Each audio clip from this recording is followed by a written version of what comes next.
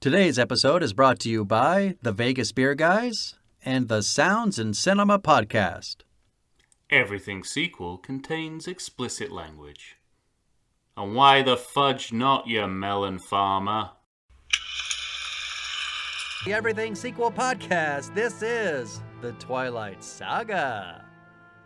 I am Michael Shantz of the How Dare You Awards. Joining me, the champion of the Twilight Saga, Tom Stewart himself. Say hello, Tom. Hello, biceps. That line really sums up this movie for me because there is literally no... That line sums up this movie for you and you declared it good? There's no understatement in any of the dialogue or any of the action in the movie, yet it's performed with such a fascinating lack of interest from the actors themselves. You'd think a line like "Hello, biceps" would imply some passion behind it. No. They've chosen not to go with that. That's great. So it's that dichotomy that fascinates me. And reminds me of a Lifetime movie, as I said in our minisode. I mean, that's, it's like how can you be saying these passionate things with literally no emotion behind them? Right. It's like Velveeta, I don't like it, but I'm curious about it. I want to know more about it as a substance because it doesn't make sense. What am I talking about? That is great. Oh, shit. All right, ladies and gentlemen, we are talking about the Twilight Saga New Moon, a 2009 film directed by Chris Weitz. Tom, Chris Weitz, capable. About a boy. About a boy. Yeah. Golden Compass, which is a mess of a movie, but from what I understand, the studio kind of took that movie over, and that wasn't a good idea. Operation Finale. Don't know that. And then, a lot of writing. Rogue One. That's Cinderella, right. That I was quite struck by that. But didn't everyone write a little bit of Rogue One? Like everyone in Hollywood Probably had their turn, it seems. Now, this movie has the second lowest Rotten Tomatoes rating, for your information. 28% this movie comes in at. It's still pretty good. It's better average than we usually deal with. Wait, it's say a better again? average than we usually dealing with. That's true. And this movie, the one thing that separates this movie from most of the other movies is a much smaller budget. Only $50 million for a budget. Opening weekend of 142.8. Holy shit. They should have gone back. They really should have gone back to Volvo and asked for more money. It's like, right? Guys, or Virgin Atlantic. It's like, guys, we put one of your planes in this movie and it had no relation to the story. We showed it for like a minute. It had nothing to do with anything. Give us more money. It's like Marlboro and Coke in Superman 2. Yeah, except that it's literally like we show a plane, except none of the characters are on that plane. There's no reason for that plane to be in the movie. So I'm surprised that they didn't get more, support from the product placement in this movie, because it is all over this movie in yet another fascinating way. But fuck, man, these movies are juggernauts. $297.8 million in the U.S. and $711 million in the world. Yeah, I get it. I mean, it's strange because we're not even a decade removed from these movies, and as far as their place in Hollywood history, they feel like an afterthought already. But it's hard to. That's interesting. I mean, they were so present and so they mattered so much to the young people that were seeing them at the time they came out. Like, they just loved them. Well, also, and we'll probably get into this during the podcast as well, but I guess the biggest reading between the lines, the big thing at the time must have been vampires and zombies. There's a real kind of like, you're either it's like Beatles or Stones. You're either a zombie or a vampire person at this point in Right. monster movie history. That seems to be the line that the movie's pushing. I don't remember that. I'm probably too old to have even then to have engaged with whatever that subcultural war was. But that seems to be the battle lines that are being drawn here. It's like, you either like intelligent monster movies or stupid vampire movies. Right. Well, I got to tell you, it was funny to like just the very first note that I had was, is this movie going to be good? Because I like the music on that title card. My overall take is, I like all the music in all of these movies, but I made actually, a note, I do too. And we're talking about some big hitters, you know, Desplat, Howard Shore, Carter Burwell, and yeah, it's one of my first notes. You know, it reminds me of mid-century movie melodrama. There's a touch of Bernard Herrmann, Hitchcock scores in there, and it gave me this kind of old school vibe that made me want to engage with this movie in a more sort of romantic, nostalgic way than perhaps I would have otherwise been inclined to do. You know what I also, I mean, I like you because there's putting aside the scores too, there's so many pop songs like over the credits and at the end of these movies that I didn't remember being in the movies. Yeah. And I was surprised at how well they all seem to fit for this franchise. Yeah. I actually, but what's kind of interesting, I mean, this is the one, probably the most left field soundtrack of all of them, because isn't it, it's an electronic solo track from Tom York of Radiohead in this one.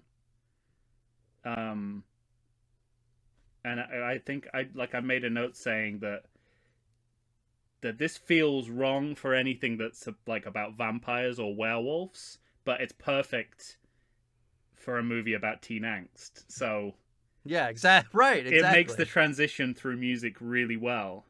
But you have both, and I guess overall in the series you have a mix of very old school monster melodrama, like Bride of Frankenstein stuff, mixed with, you know, insipid emo teen movies.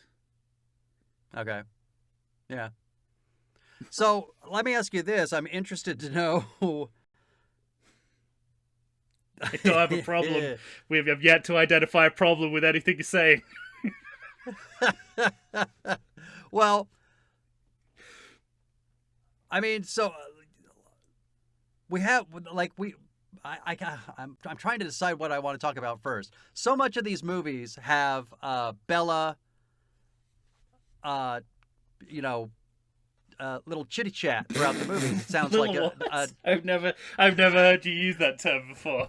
Interesting that you crack it out for this series. What, chitty chat? She's got her little voiceover chitty chats. Oh, yeah. No, that's an entirely accurate way of describing a voiceover, yeah. But we've got, the dime store novel kind of detective attitude. It just reminded me of Blade Runner. Because there's no emotion behind it, just like Harrison Because Ford's there's no emotion behind any of it, exactly. Of those lines, yeah.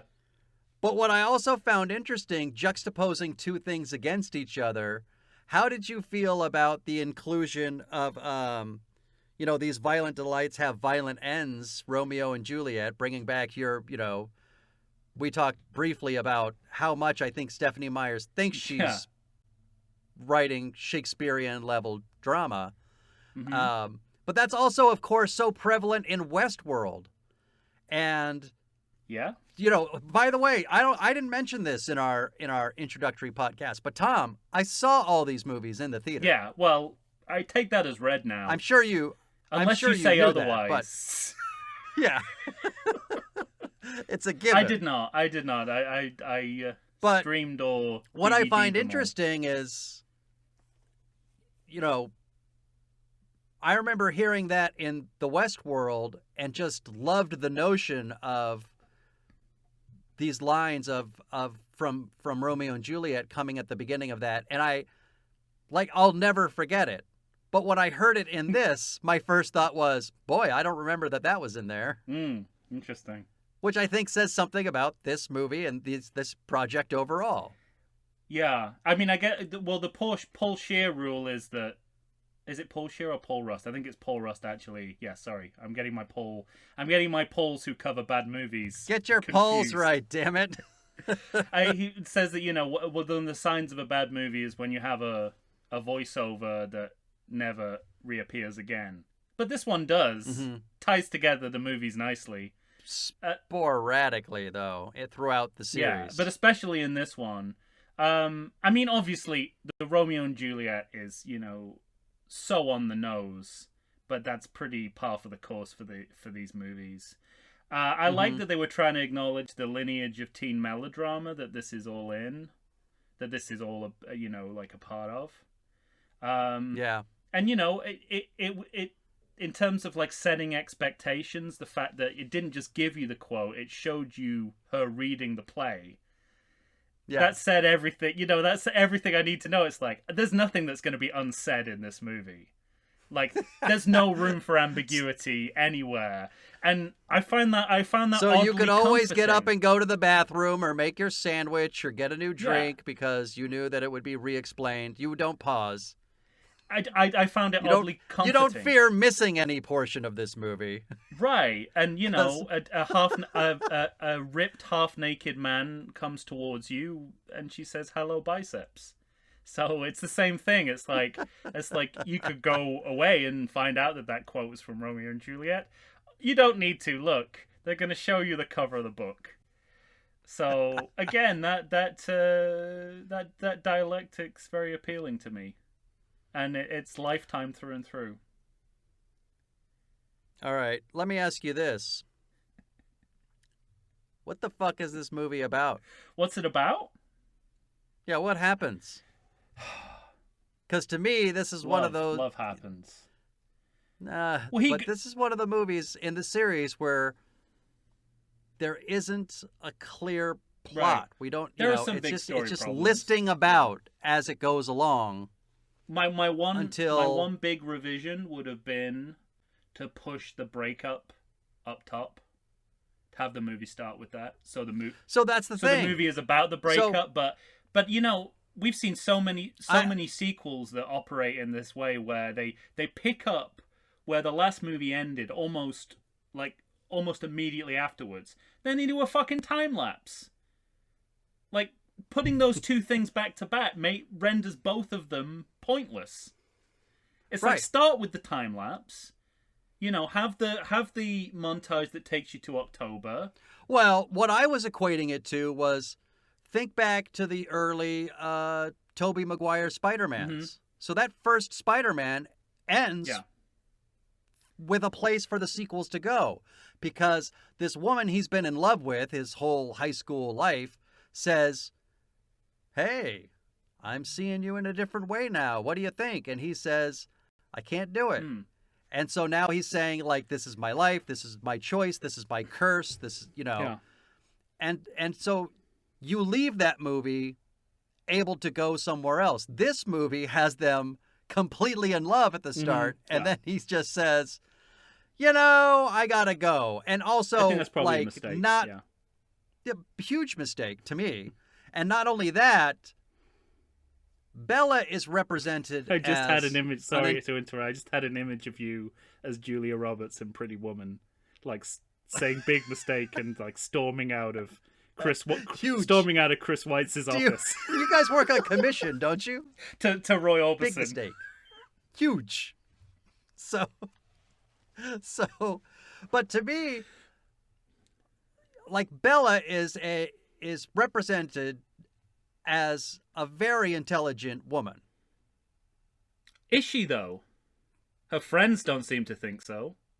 And the friends are like the audience surrogates. As far her school friends are the only people whose opinion can be relied on in any of these movies, I would say. Right, but they like, seem you to don't- think she's a disaster. maybe emotionally, but I don't think intellectually. I guess Yeah. my only point is Edward's trying to break up with her is the worst. It's a worse deep fake than the baby deep fake. Like, there is no reason to believe that he actually wants to do this, and yet she just takes it at face value. Now maybe you get away with that because they're teenagers, and you know, when a teenager breaks up with you, you just fall to pieces and think, why? Yeah, she But to does me, literally that, and I loved it. I yes, love the fact exactly. that these totally insignificant moments in someone's life, like, you know, breakup of a boyfriend you've barely even been with, is like rendered as if she's like dying of smallpox, and that's, you know, that's where Yeah, right. romantic melodrama is fabulous. You know, it's like, But it's not like Robert Pattinson is playing any of those scenes with stern resolve. No, it's over. I don't want you. It's all like, no, I don't want you. I can't be with you. well, You know, like, he it's comes just, up with the compromise. It's like, look, I'll occasionally appear to you as a force ghost. How about that? as a ghost. Yeah, exactly. Right. He also says one of the reasons they have to leave is that Carlisle is supposed to be 10 years younger and people are starting to get weird about it. This also is a... So can I just assume that this is a lie? Because the whole family comes back by the end of this movie and it's not a problem anymore. So... Yeah, I mean, you know, if you want to be cynical, it's to get them out of the way so we can we can talk about the werewolves, basically. Yeah, right. And, you know, I think all those problems could be solved if you pushed. I mean, all of these movies have that one If you come structural into this flaw movie in, with a breakup... in this one, I think right. it's that the breakup should be should be the top of the movie, so that the it's movie like 25 is about minutes into the movie. so that the movie is about breaking up. Right. And I, you know, frankly, I would lose all that stuff. You'd lose some Michael Sheen, but he's in enough of the last movie. You lose all that stuff in Italy. Make this movie about a breakup, but that's how I would have done it. But if then it All would right. feel less Point like two movies welded together. Well, I'm glad you concede on my first major It don't bother point. me. That's how I would have done it differently. You know, I'm not in charge here. Oh, And again, boy. you know, I think it's like there's a little bit of imbas there too. And we Okay, want how so? Robert. I mean, because it's the sequel, we want to take the character that we've already explored and move him out of focus, so we can focus on a new character, Drop a new one. which is your favorite Taylor Lautner.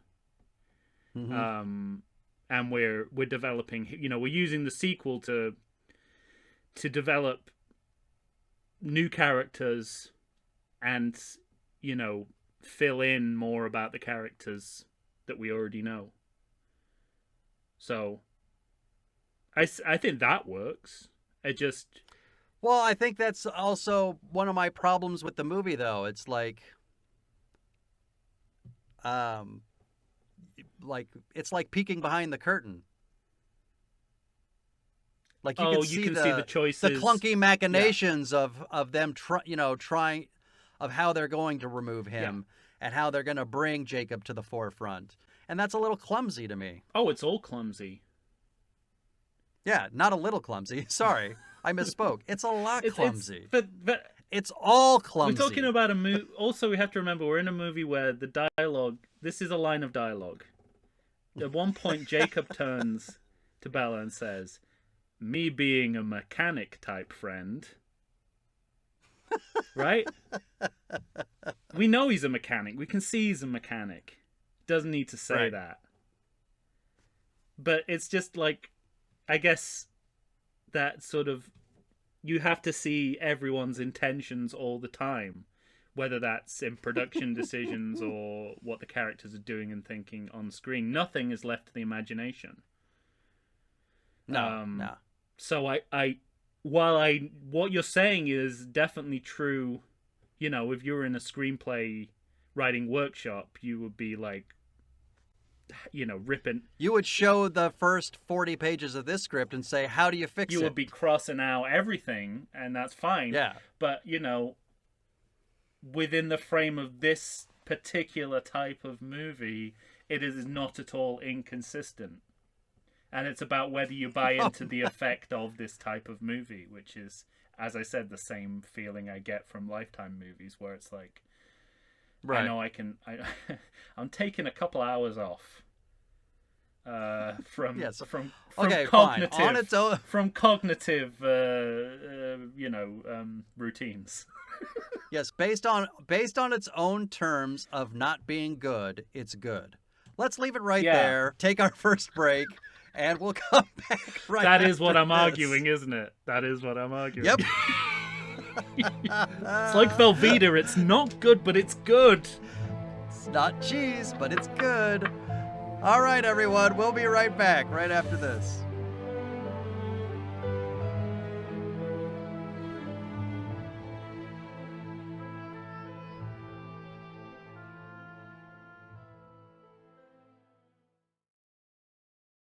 I like to think I know something about beer, but nowadays even I get overwhelmed when confronted by the exhaustive selection of craft beers they have at bars, breweries, and even grocery stores.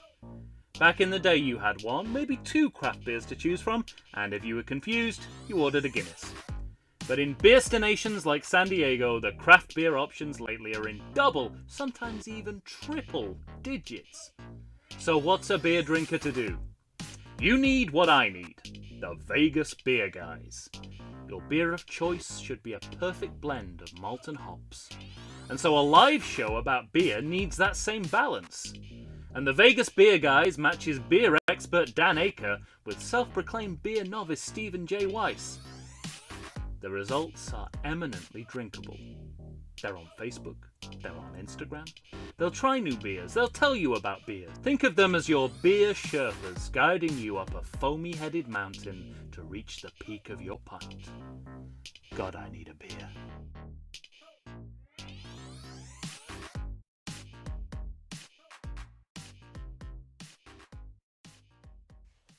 And we're back, ladies and gentlemen. Tom and I are here discussing the Twilight Saga New Moon.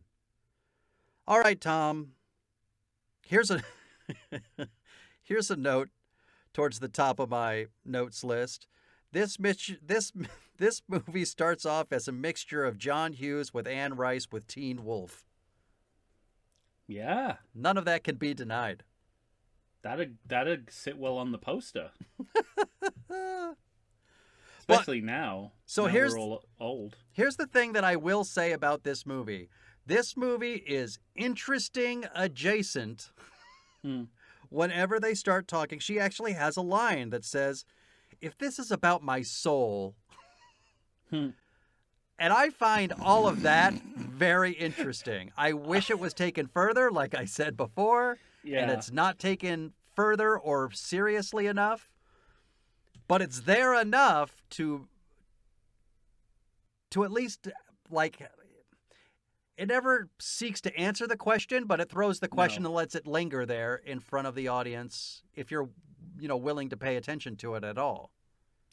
I mean, vampires are certainly doubling metaphorically for, in this context, abstinence. Yeah. Right. That's pretty, famously, that's what the books and movies have, talked about on a symbolic level. Mm-hmm. I also got a little bit of mental health and drug addiction. Much mental health. Real after-school special, like, this is basically anything that you want to say to teens. It's like anything that's like giving into a sort of carnal urge. The vampires and to some extent the werewolves are representing how you can like live with that animal part of you, but not succumb to it. So that seemed, and so it there's all these jumping off points, and eventually it'll come back around to to sex, but Right. along the way, there's also just a general after-school special feel about how, teens deal with their complicated puberty feelings. Well, let's also consider, when you're in high school, it's easy to imagine and fall in love with characters who fall in love who are your age. Because you have this romantic notion about love, right? Yeah. As you get older, do you have any concern, do you have concerns that these kids are all making their choices at 17, 18, or 19, that they found the love of their lives? So here's the thing, though. Well, they're not 7. I mean, how old are they? How old are the actors? Because that's all that really matters. Well, right? I think she's supposed to be 18 and started filming when she was 19, Kristen Stewart. It's pretty close. So it's close. And you don't want to take away their autonomy, like their true feelings. Yeah. But when you get older, when you watch it as an adult, I kept having these thoughts of, you barely know who you are yourself when you're 18. Mm-hmm. Yeah. So what good are you to someone else until you know what I mean? So does any of that play for you as you watch these movies, or do you just accept it on their own terms and who gives a fuck? No, they're all very, very important, very, very important things to think about. It's strange because those aren't the big choice. Like we're looking at characters who are going through big changes and having to make difficult choices, but none of those choices are, is it too soon to end my life Right. for this man Yeah. who's not even a man, or this werewolf, or this man who's actually a werewolf.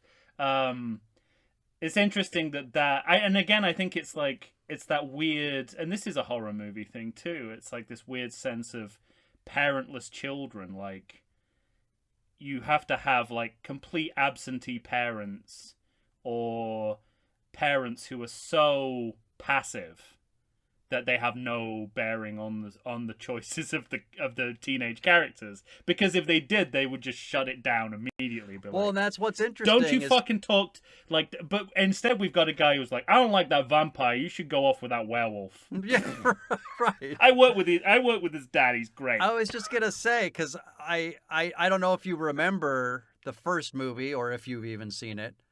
But, yes, I've seen it. But I do remember, because when I make an exception for a really good series. What's that?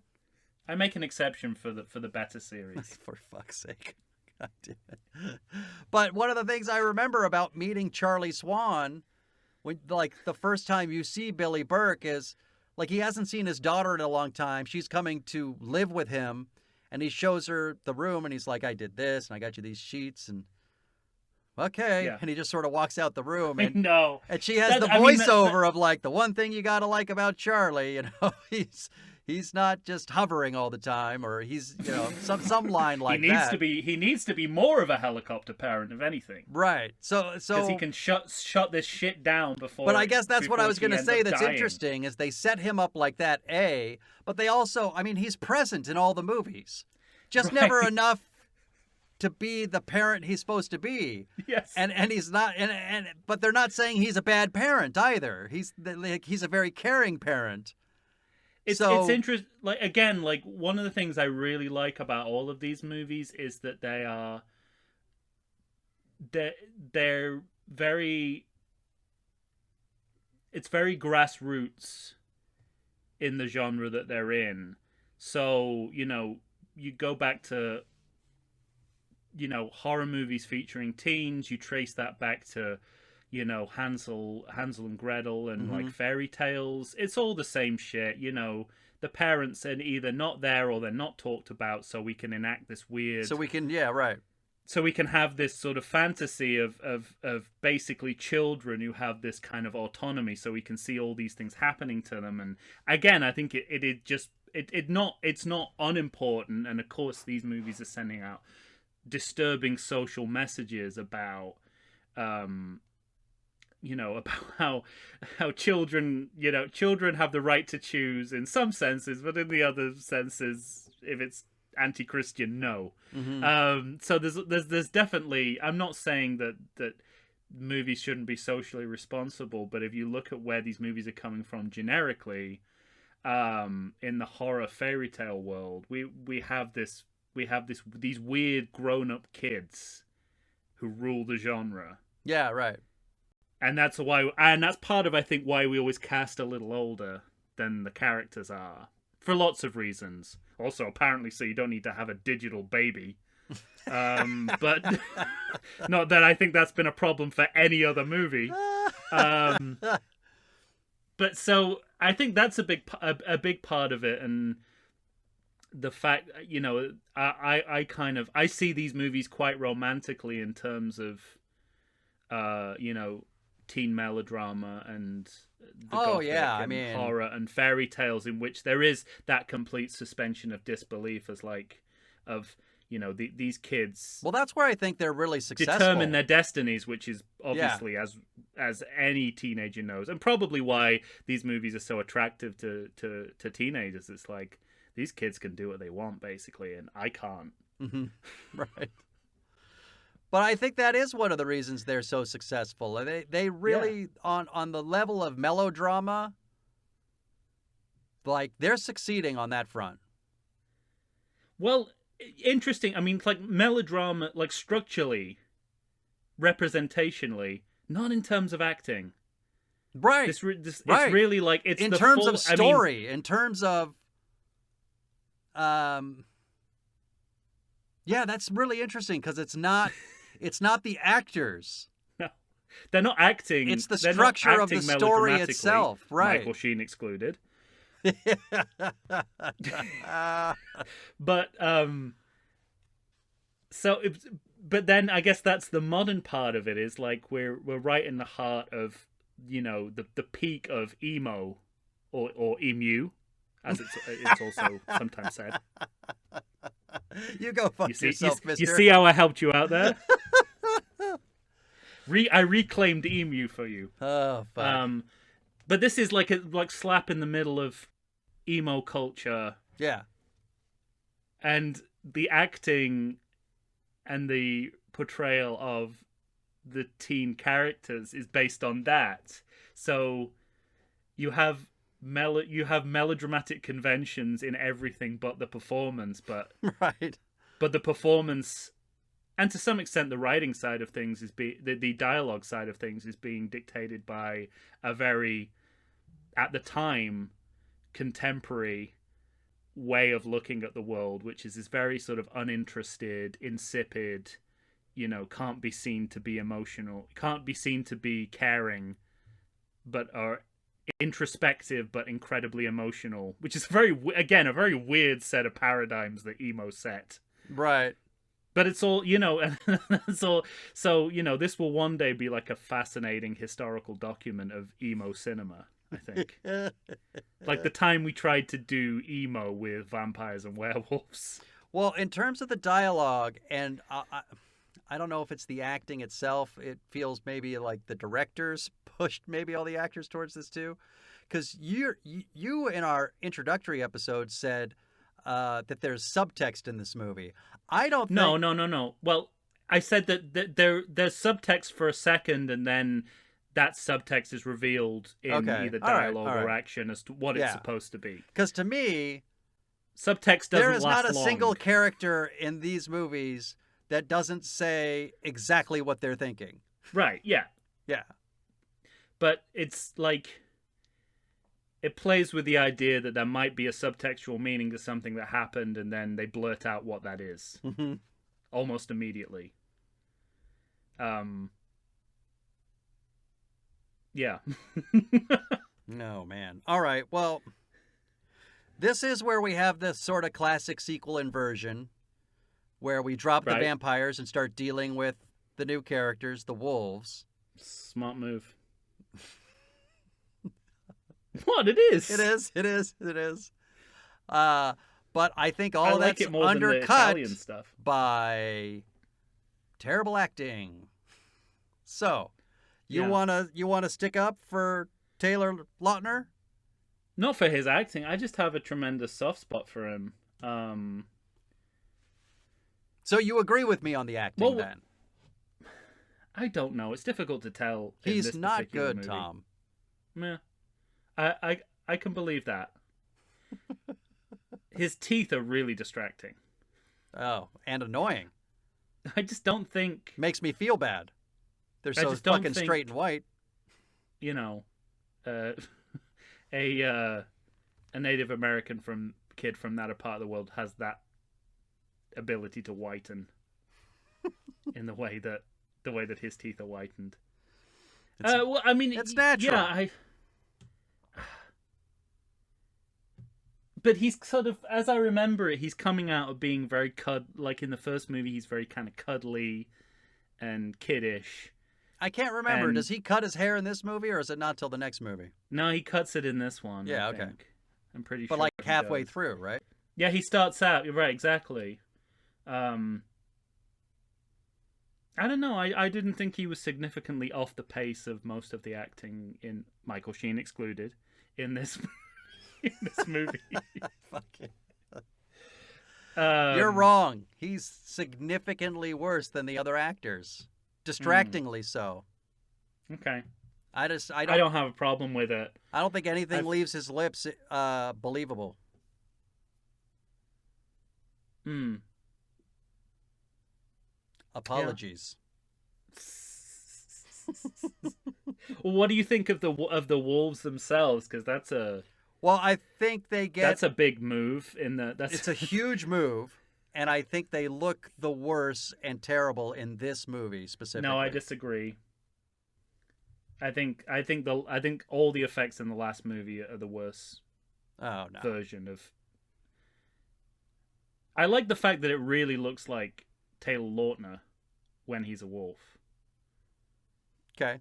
In fact, maybe that wolf is a better actor than that digital wolf, because there's one moment at the end where he kind of turns and does like a teenager turn, and basically was like going, "I'm gonna go to my room," and it's like it just looks like a teenager doing that. So it's a bit jolty. I think it plays well within the world. Fine. I thought it was think impressive plays for okay. 2009. I don't think we have many good wolves in 2009, did we? Digitally? Well, that's the thing is like, because they choose to make them so big. Well, that's stupid. I mean, there's no defending that. Yeah. So The disparity in size is comical. yeah, and I because we're dealing with fur, like hair, Also, I just again, on that sliding scale of I shouldn't like it, but I do, is the easiest werewolf transformation in the history of cinema. oh yeah. He just wobbles and becomes a wolf. I also And for some reason, and part of me was like, obviously, that's very underwhelming. Then part of me was like, but do I want to see them try and do American Werewolf in London? Right. No. So that didn't bother me at is this all. better than It's- that? It's like, did I- they make the right choice?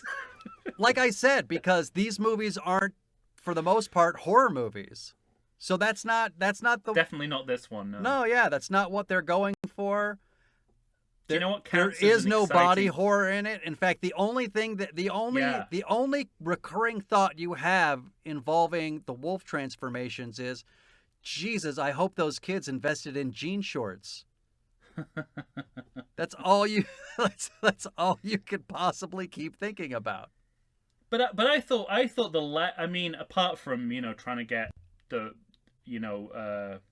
a more family friendly rating, I thought that it was the lack of gore was very deliberate to go for the more kind of tasteful side of horror, which in those sort of the scenes in Rome when Michael Sheen rips a man's head off and there's like zero blood, and it's there's like operatic music playing in the background. It's like, oh, we want to be refined in how we do horror. We don't want to be tasteless with it.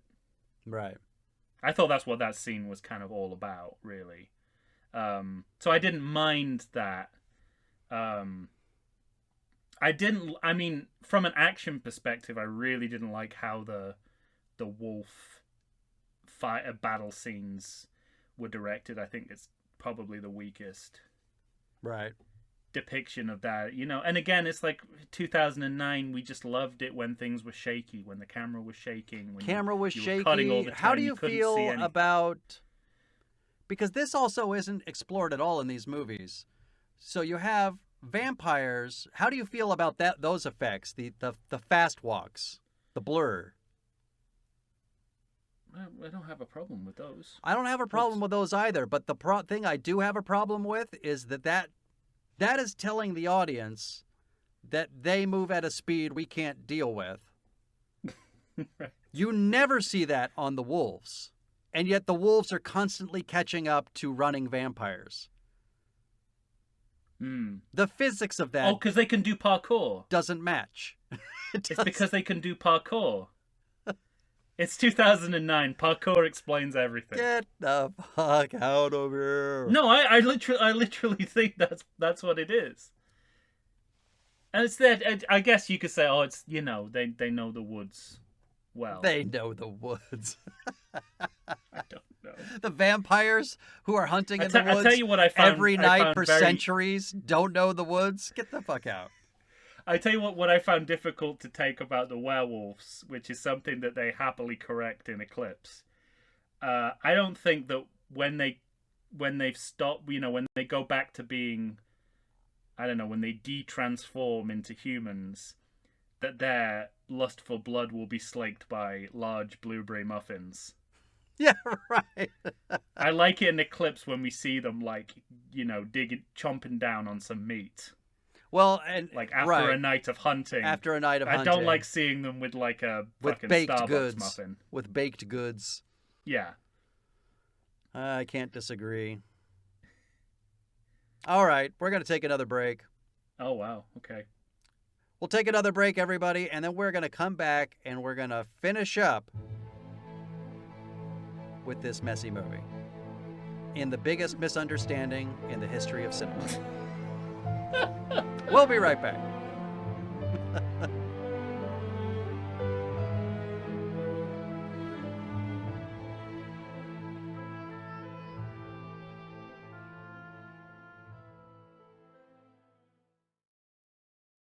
If you like podcasts like I do, boy, do I have a treat for you. You need to stay on target and check out the Sounds in Cinema podcast. Listen as your host, sound designer and music creator Tony Parham, and co-host, musical performer and sound lover Derek Hansen, D-Rock if you're nasty, and I am, discuss all things sound related to film, television, stage, and theatrical productions. They discuss environmental sounds, bioacoustics, dialogue, the nature of communication through sound, but as an added bonus, they drink beer and try to stay on target. Find them wherever you get your podcasts and listen to the pure mania of a man who can charitably be described as Doug, the dog from Up, and another man with a soothing and sultry voice trying to get that man to stay on target. That's the Sounds in Cinema podcast. Tune in and listen to the sounds they are creating just for you. And we're back, ladies and gentlemen. Once again, Tom and I are here talking the Twilight Saga New Moon, the 2009 movie directed by Chris Weitz. All right, Tom, we're finishing it up. Mm-hmm. Now. Yes. Fucking fuck this movie. Oh, come on. I find... Okay, I haven't gotten to... Let me just say some of my problems. Okay. One, we didn't talk about this. I hope I never have you as my attorney. We didn't talk about this at the beginning of the movie. I think these movies do themselves a disservice from time to time because for the most part, they're really good at living in their own world and sticking to their own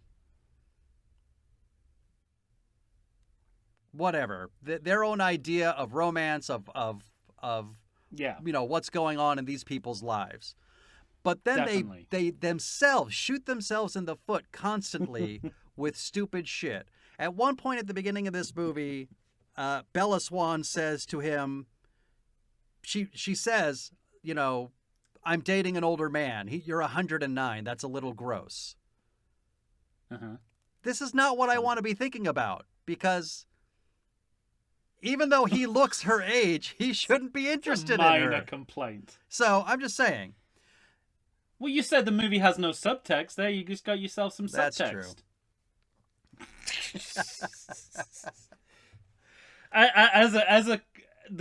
None of the comedy or anything works because no one's putting any effort into it. But I'll agree with that. Well, how about this though? There are so many reasons for her to not be interested in either of these two main characters. Mm-hmm. So I think there are just peppered throughout all of these movies. There are so many times where I'm saying, why does she care about either one of these guys? Mm-hmm. Yeah. Robert Pattinson is, I just call him sad sack vampire. Constantly, I shouldn't be with you. I don't know why I'm doing this. I don't want to do this. I don't want to do this to you. Taylor Lautner, even worse. Well, sorry. I'm being unfair now because it's Jacob, but then I'm mad. It's Jacob that I'm mad at. Jacob Wolf. Jacob the Wolf. Constant sort of male bravado attitude. Yeah. That does not sit well with me. At one point, no. He says, and also on top of that, all of that, the characters in these movies make the biggest assumptions, as they base their choices off the world's biggest assumptions of what they believe will happen with no evidence to show that will happen. He finds out he's a wolf. His first thing is, I can't see you anymore. I'll rip you to pieces. This is the day after he said, I want to be with you forever. You know, that kind of shit. Yeah. Does that just lend itself to the teenage of it all? Like, well, I mean, I have some tangential problems related to that. Firstly, and I don't think the movie's pointing this up. I think it is a flaw of these movies, and especially this one, that the emphasis is always on like praising the male characters for not giving in to their animal urges and restraining themselves. And that's, the emphasis is never, it's never on the female characters and their agency in this. It's like, it's like maybe you're gonna get bit or you're gonna get ravaged at some point because this is who these guys are. They're guys. Yeah. And all guys are monsters. So, I don't like that, but I do think, like these movies are, a feminine perspective, which is not something we get in horror movies. And I think there is a sense in which, like, it gets to the heart of female experience of like, with men, you're damned if you do, you're damned if you don't. Yeah, you either go for this kind of man or that kind of man. But the options out there are great. So I think some of that is is pointing up the fragility of men in quite a progressive way, and the other part of it is turning that back on the female characters to say, but actually, no, you have to deal with it. And they're doing their best. Right. So that's kind of more my issue, but I'd be happy to pass off the irrational stuff you're talking about as being the part of the teenage of it all. But you're definitely onto something about something not quite. There's something missing in the way that these characters are represented. Yeah, there's just something like logic and reason and motivation. There's something missing, and I think it could be a variety of things. But yeah, it is about, I guess, all, especially for some reason, monster movies more than any other kind of movies. You have to accept a lot of nonsense just to enjoy the movie. Mm-hmm. Like that old adage that don't go and see King Kong if you're not willing to believe that a monkey can climb the Empire State Building. And for some reason, I don't know why monster movies always require that little bit more suspension of disbelief. Well, but not just that, because it's not just the audience, the characters too. Like, it's so easy, you know, for Bella to accept in the first movie in the series. It's so easy, like finding out that he's a vampire is not disqualifying for boyfriend material. And her finding out is not disqualifying to the vampire family. They're like, "Come on in the door. We were making you dinner." Right. "Oh, well, I ate food because I know you don't eat food and you drink blood." "Oh, aren't you pleasant? That's nice." You know, like we get into the world so quickly. You know, where everybody's just accepted that we're in the world with vampires and werewolves, and it's just, you know, not a problem. Mm-hmm. But I also, you know, that doesn't bother me. Like, that's, you know, it's, I think it's, No, it doesn't bother me it's one of the things that for whatever does work for this series, that's one of the things that helps it work. And it's, I mean, it's interesting as well because one of the things that's unique about this series is that they're completely whitewashed monsters. You know, vampires who don't drink blood and werewolves that don't eat people.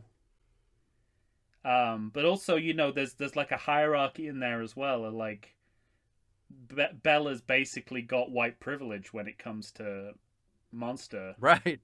Like she's at one point, you know, it's like, you know, I'm just the wrong kind of monster. Yeah.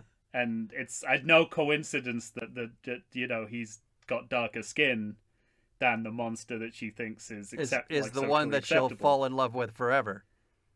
Yeah, and they're all, you know, they're all Republicans of American past. Right? Yeah, yeah. And I told you one of my notes from the Native American community. Yeah, It's not hard. Again, like there's no subtext here. It's not hard to figure out what that's about. It's interesting that's at least called out in this movie, but it's also hypocritical because this movie is not dealing with vampires and werewolves in the socially transgressive way that we're used to. Mm-hmm. Like they're both functioning members of. I don't know. Maybe that's more interesting. I don't know. Maybe it's, think about it now. Maybe it's more interesting that they're like, that they do fit into, that they're not social misfits. That they do fit into society. Right. The patriarch is the, you know, town loving doctor.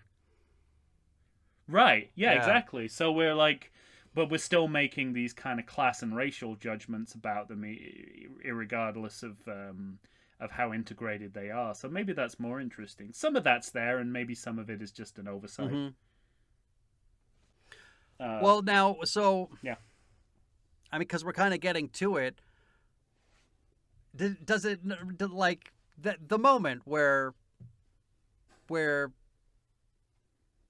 you know, Edward decides, well, that's it. I can't live without her. Like, this doesn't bother you? What his turnaround? Not just his turnaround, but the manner in which it happens, because narratively it's so weak and stupid that he literally doesn't ask one more question about the death that Bella's father is attending to. Yeah. You know? But this is... Because the whole last 35 minutes of this movie wouldn't happen if he asked one more question. Yes. And that's just bad writing. Well, tell that to William Shakespeare. But,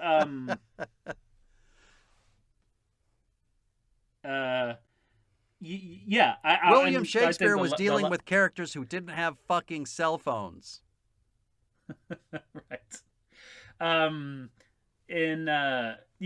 the last part of this movie I think is weak for lots of reasons, but one thing, because it establishes, it basically, the logic of the end of this movie is held together by these visions, which are established because it suits the story at this particular time, to be the visions of, is it Alice, his sister in the family? She has these visions, right? And these visions, at least in this movie, are self-fulfilling prophecies. So the thing that you're like, oh no, this terrible thing is going to happen, is something that you create by intervening in that and making it happen. And that's what happens in this movie. Like, everything that she sees is a result of them going in there and trying to stop it and fucking things up. And so that's fine. Yeah, like, but if they don't, he dies. It's melodramatic and nonsensical, but that's what they've established it as, and that makes sense in this context. Except they spend the next 3 movies undoing this idea of them being self-fulfilling prophecies. Like, sometimes they are, sometimes they're not. Sometimes it doesn't matter if you're involved in them. They're not. But so weirdly, I think the visions work best in this context. But they definitely can't sustain it. But it just like, it fills a plot hole. But on the level of characters making decisions, yeah, I think that's literally it. It's like they're going, well, it's just like at the end of Romeo and Juliet, right? But we're doing things differently because Shakespeare wasn't looking out for a sequel like we are. I mean, they take such careful consideration for poor Robert Pattinson to just assume that that the death is Bella's. Then he crushes his cell phone. So, fuck, we can't call, I mean, isn't he with other members of the family? Somebody else has a cell phone, I'm sure. Somebody who's closer to Italy. But yet, like on the melodramatic turn, the whole thing about getting Bella there and the race car and, running in slow motion through the red hoods and, hugging him, not pushing him back into the building, hugging him in the sun on the fucking steps first. All of that's good melodrama.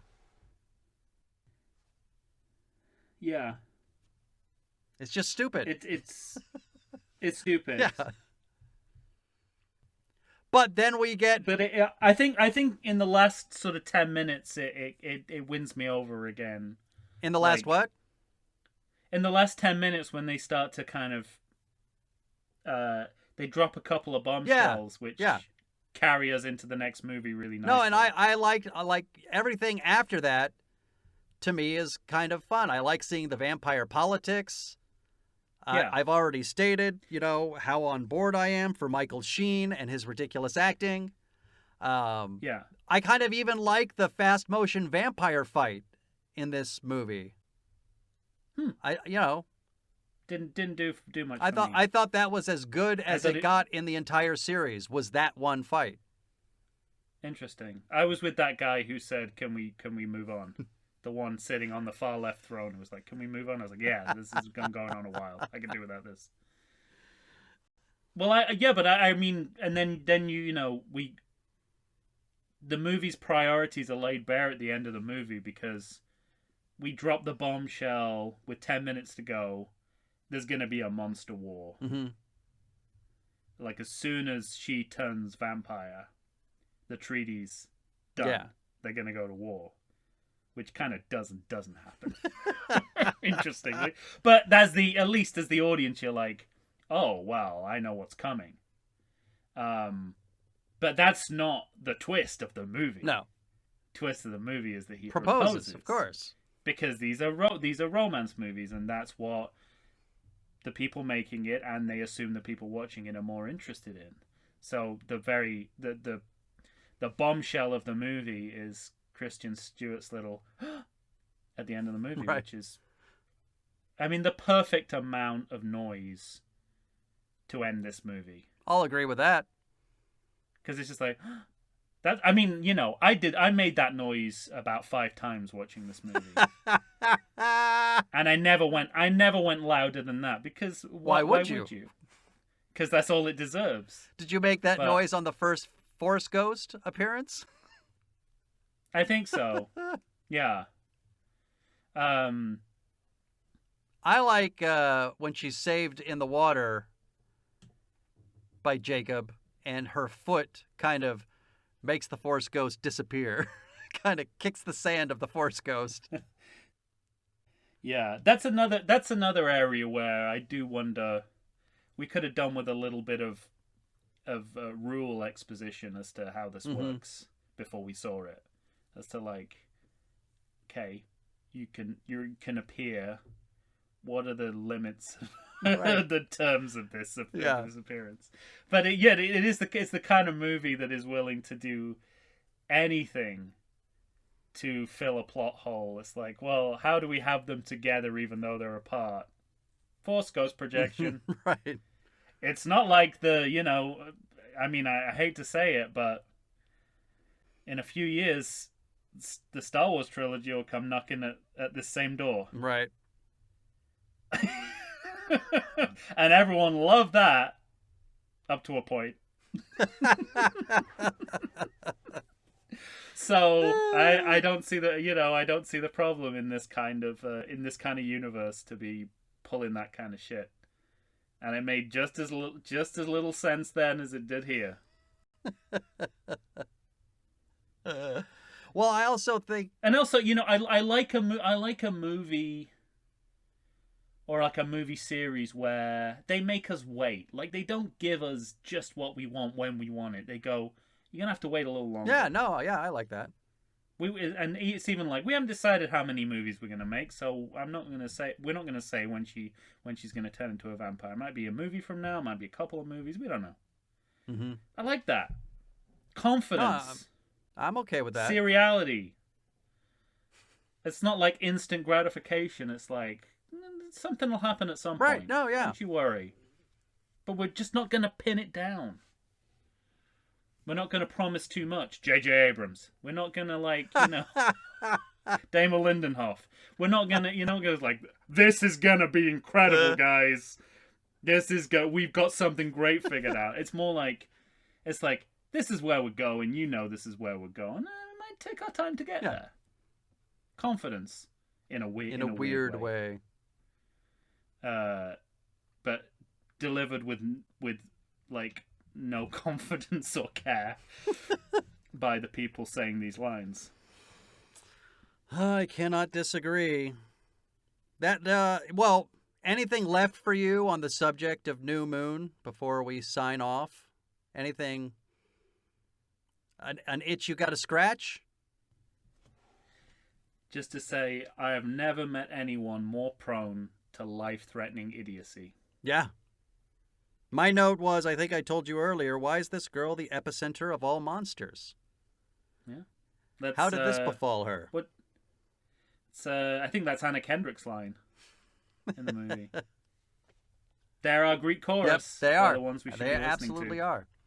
But I find it interesting too because we're wrapping this movie up and we're about to get into Eclipse, which is both of our favorite movie in the series. Yeah.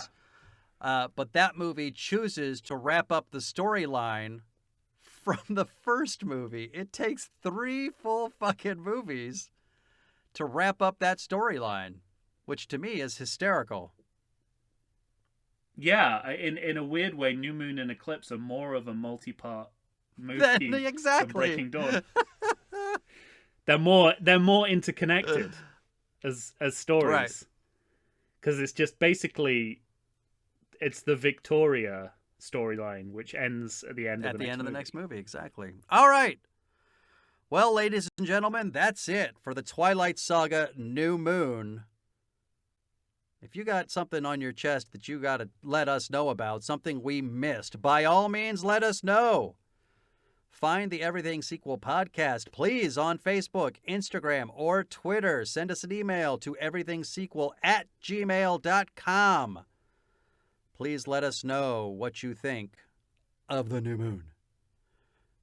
For Tom Stewart of Lonesome Whistle Productions, I am Michael Shantz of the How Dare You Awards. You're gonna be hearing us next time for the Twilight Saga Eclipse. Say goodbye, Tom. Love spelled backwards is love. Done and done. Face punch. Even the fake movies in this movie are Yep. great. All right, everyone, stay tuned. Eclipse is coming at you soon.